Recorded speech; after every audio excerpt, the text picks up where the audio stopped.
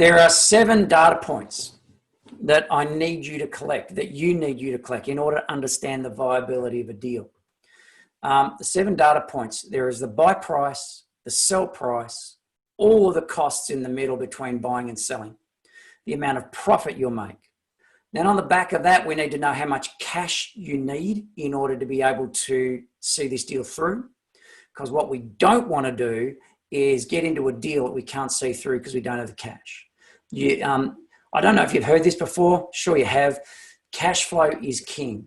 It's a statement that is used predominantly for anyone in business. And it is, I can't stress it enough, cash flow is king. If you run out of cash, if you don't have the cash flow to see the deal through, you will stumble and it will continue to cost, and then it will hurt as you can't complete the job you'd originally wanted to undertake. So cash is king. Then there's borrowing capacity. Do you have enough borrowing capacity to see this project through? And then there is timing. If you understand the relationships between these numbers, then you can more readily find profitable property deals. And what we do is we use these 7 data points to find 4 outcomes. Can I afford this deal? Is this deal profitable? Is it going to work in a time frame I want it to work or I have available to me? And what is the suburb median, the value of the area that I need to be looking in? Remember, when you're looking to do property investing, there are basically 2 approaches people adopt. Those, I'm going to call it out, those less educated, as a judgment call, will be looking for the property first and then seeing if the numbers work. I tend to think differently and want to go for those for which the numbers work first, and then go and find the area that those numbers can apply to. And how you do that is through suburb median price. And that's the approach for today. So let's go through an example. We need to do oh, I bet that hurt. Sorry about that. I dropped my microphone. We need to do an ideal deal, shape one up. How does that work? There are 7 line items that we need to consider in any add value approach. Buy costs, holding costs relative to time, add value costs. And that add value could be a renovation, could be a subdivision, could be a renovation and a subdivision. It could be a 14-story building, but they are still add value costs. How much profit you'll make out of it, what the sell costs are, and what the sell price is. This is the base model for any add value property related project. Now what I want to do is illustrate that relative to the buy price, sell price, cost, profit, cash, borrowing, and timing in order to find affordability, profitability, time frame, and suburb median values of a variety of different strategic approaches, 4 in total. So let's go through that. I'm going to start with the simplest model as a form of illustration. Buy, reno, sell. Buy ugly, make pretty, and sell. Simple. If we choose a buy price of $500,000, there will be buy costs, 25, hold costs, 20, reno costs, 50, profit, 50, sell costs, 20, sell price, $665. That is the base model of a buy ugly, make pretty, sell. Well, let's delve into that a little bit. If we take, that's interesting. If we take this set of numbers and evolve this and what it all means, I'm going to start to form a relationship between the numbers and help you see how they do relate to each other. Now, the way we do this, and the way I'm choosing to illustrate the relationship is to have all of the subsequent numbers representation or represented against the buy price. So as a percentage of buy price of course is 100% of the buy price, funnily enough. Buy costs is 5% of the buy price. So as a model, then you get a relatable figure that will scale up or down depending upon the buy price of the property you want to buy. There are hold costs. Now, how do the hold costs break down? In essence, there is 3 components we need to consider for a renovation. First one is the actual reno itself. How long does it take? The second one is how long is it going to take for us to sell it? And the third one is how long is settlement for our buyer? And that's the period from settlement to settlement. If we allow for a 3-month reno, a 6-week selling period, and a 45-day settlement, we're up for 6 months of hold time from settlement to settlement. Okay. If there are hold costs of 6 months, then how does that actually play out? Well, if you look at the current interest rate of around about 4% per annum, it's a 6-month hold, therefore we're up for about 2%. And then the additional cost associated with holdings such as insurances, power, water, rates, etc., is going to be about another 2% over the 6-month time frame. That means we need to budget 4% of the buy price as a budget for holding.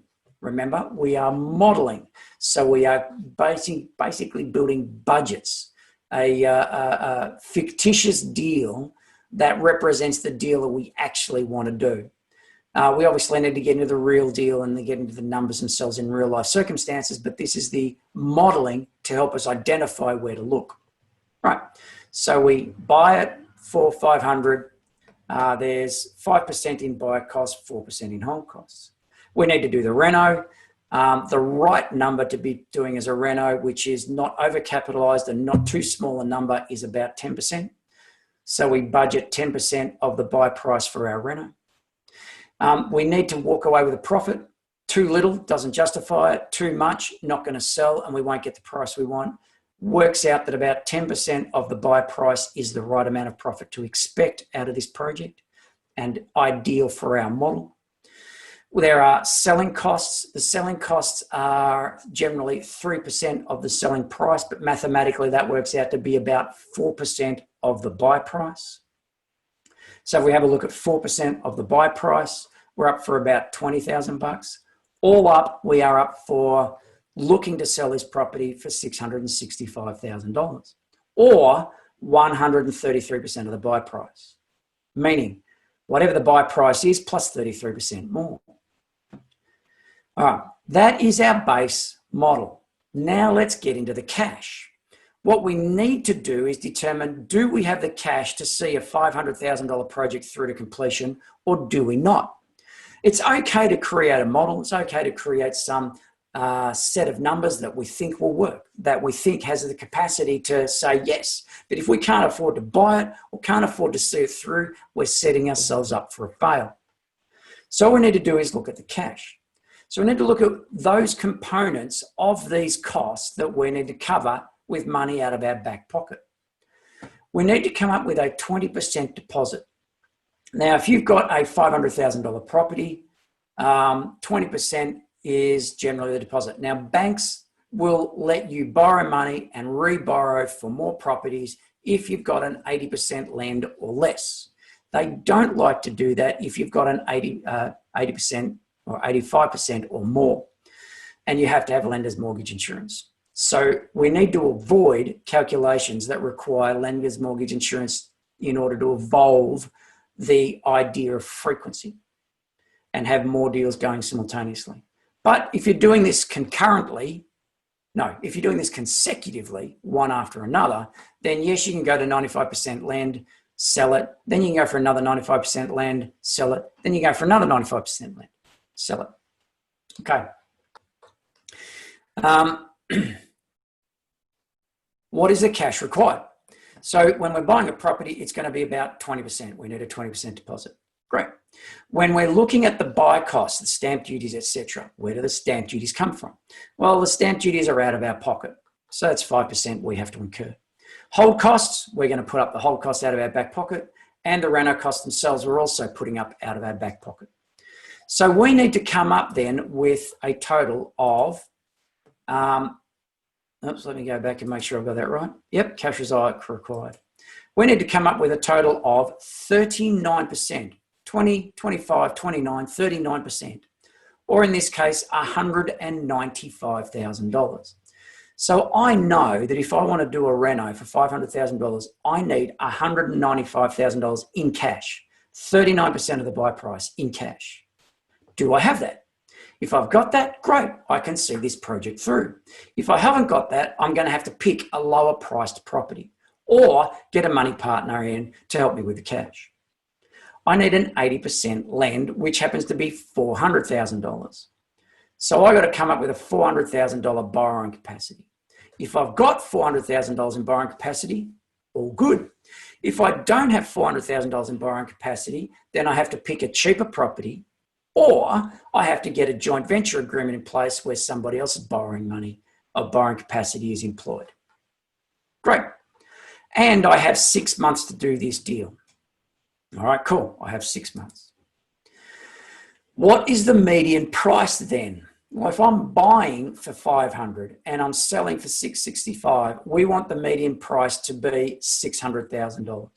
We want it to be about 2/3 the difference between buy and sell price. I could have a greater chance to negotiate to buy than I do to negotiate when selling.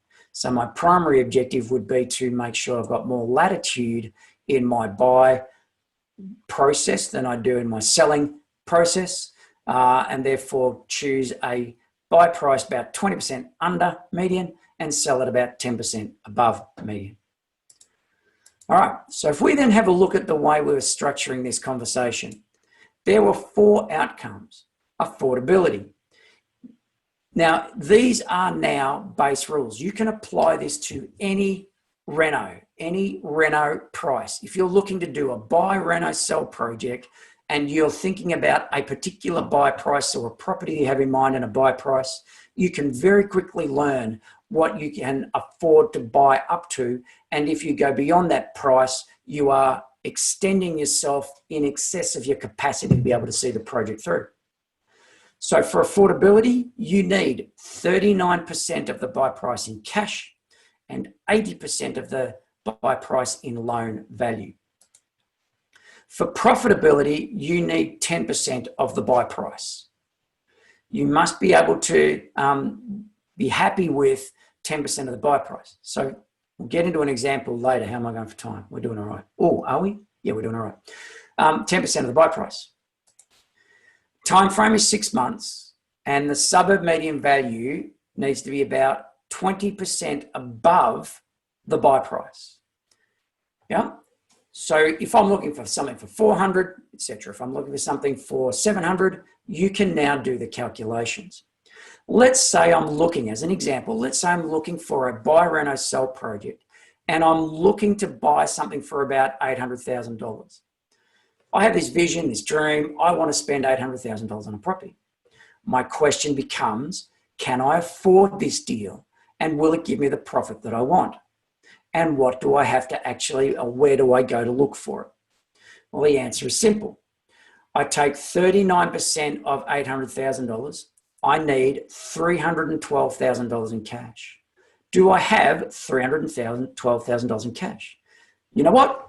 Let's say I do. Excellent. I have enough cash to see this through. I need an 80% lend. That's $640,000 in borrowing. Have I got $640,000 in borrowing? Actually, I do. Great. All right. So under those circumstances, then I can afford this deal at $800,000. Profitable. Is it going to be profitable enough for me? And I go, well, this profit is going to give me $80,000. Well, now I've got to make a judgment call against what my goals are. What do I want out of my financial time or out of my financial goals this year? And if I wanted $100,000 out of my financial goals this year, I go, $80,000 isn't going to cut it. I can't do a reno deal and make the $100,000 unless I spend more, and I may not have the money to do so. However, we need to take into consideration then the third point, which is time frame. If the time frame is 6 months, then I can do 2 or at least 1.5 renos in that period of time, in which case I can be assured of achieving my $100,000 in the year. Bonus, we're in. All right. So if I'm now happy that I'm going to meet my goals financially, I've got the cash, I've got the borrowing capacity, and I can deliver on the deal in the time frame I've got available to me as an objective. If I'm happy with that, then I can go and find a property. Where do I go to look? Answer, simple. I go to an area or a medium price suburb where there is 20% above my buy price or $960,000 median price value. So I sit where I live, I have a look at the suburbs closest to me with $960,000 median price, and I can start to look. Do you see how the numbers are relating now? It is a matter of knowing how the relationship works between your cash, your borrowing capacity, your time, the size of the deal you take on, and where you look relative to the profit that you want to achieve. All right.